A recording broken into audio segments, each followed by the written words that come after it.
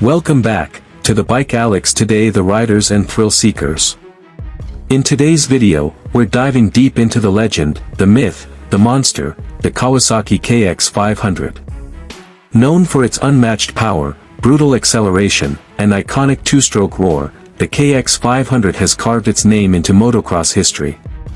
From the dusty tracks of the 80s and 90s to the hearts of die-hard off-road fans today, the KX 500 isn't just a motorcycle, it's a force of nature. Show dramatic montage, slow-motion clips of the KX 500 tearing through dunes, mountains, and motocross tracks. This is your ultimate guide to the Kawasaki KX 500, its history, specs, legacy, and what makes it one of the most revered dirt bikes of all time. The King of Open. During the 1980s and 1990s, the KX 500 became synonymous with open-class motocross. Its main competition came from bikes like the Honda CR500 and Yamaha YZ490.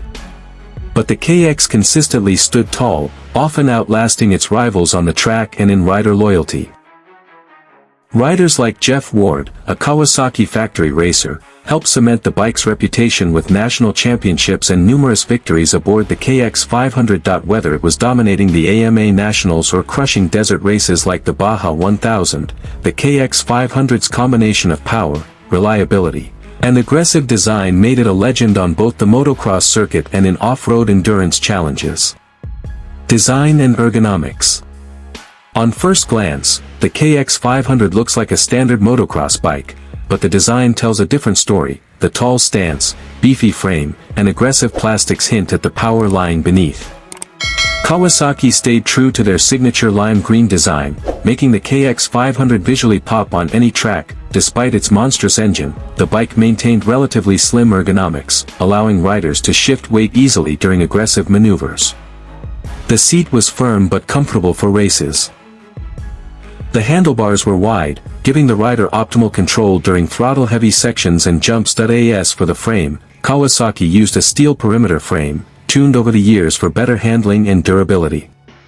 Combined with 43mm forks and a unitrack rear suspension system, the bike could take serious punishment and still keep charging forward. Two-stroke thunder. There's something uniquely intoxicating about a two-stroke engine. The brap-brap sound, the plume of blue smoke, and the instant, almost violent throttle response. The KX 500 exemplifies everything that makes two-strokes so loved among purists. The sound alone is enough to give any gearhead goosebumps.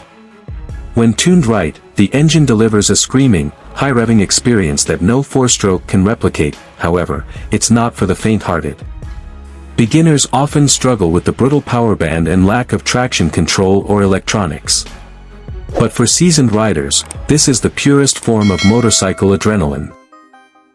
Maintenance and challenges. Owning a KX 500 is a commitment. These bikes are high-performance machines that require care, tuning, and mechanical respect. Routine maintenance includes top-end rebuilds after 20 to 30 hours of hard riding, carburetor tuning, clutch plate inspection, chain and sprocket replacements, air filter cleaning after every ride. Finding OEM parts can be tricky today, but the aftermarket support is strong. Many enthusiasts have taken to restoring and modifying old KX 500s, creating custom builds and even street-legal conversions. One downside. Kickstarting. Getting a KX 500 started can be a battle. It demands a strong leg and proper technique, especially when cold. But again, it's all part of the old-school charm. The end of an era.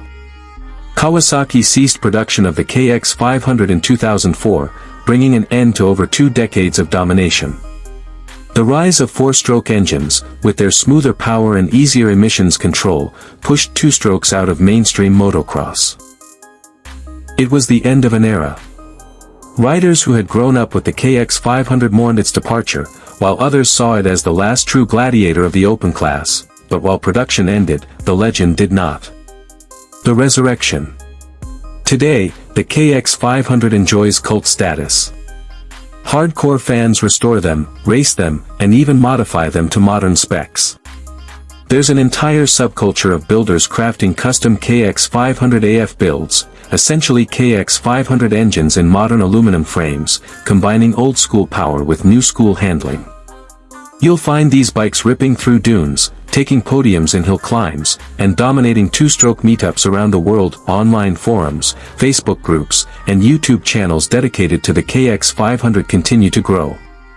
There's something about the brute force, raw simplicity, and nostalgic power that keeps the flame alive. Is the KX 500 still worth it? So, should you own a KX 500 in 2025? If you're a beginner, probably not. The KX 500 is unforgiving and can be overwhelming. But if you're an experienced rider who craves adrenaline, nostalgia, and mechanical engagement, then absolutely. Owning one is like taming a dragon. You won't ride it every day, and you'll probably curse it sometimes, but when the stars align, and the engine is screaming beneath you, there's no other feeling like it. And with used KX 500s holding their value, and sometimes increasing, it can also be a worthwhile investment in motorcycle history. Outro. The Kawasaki KX 500 isn't just a motorcycle, it's a monument to an era of raw, unfiltered motocross power. It's the sound of dirt and freedom. The thrill of torque. The legacy of fearless engineering. To this day, it stands as a symbol of what motocross used to be: loud, fast, and absolutely wild. Clips of riders doing wheelies, hitting big jumps, and riding off into the sunset. If you enjoyed this deep dive into the KX 500, don't forget to hit that like button, subscribe for more motorcycle legends, and leave a comment. Have you ridden a KX 500? Would you dare?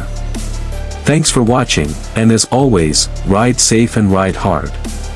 End screen with channel logo, social media links, and suggested videos.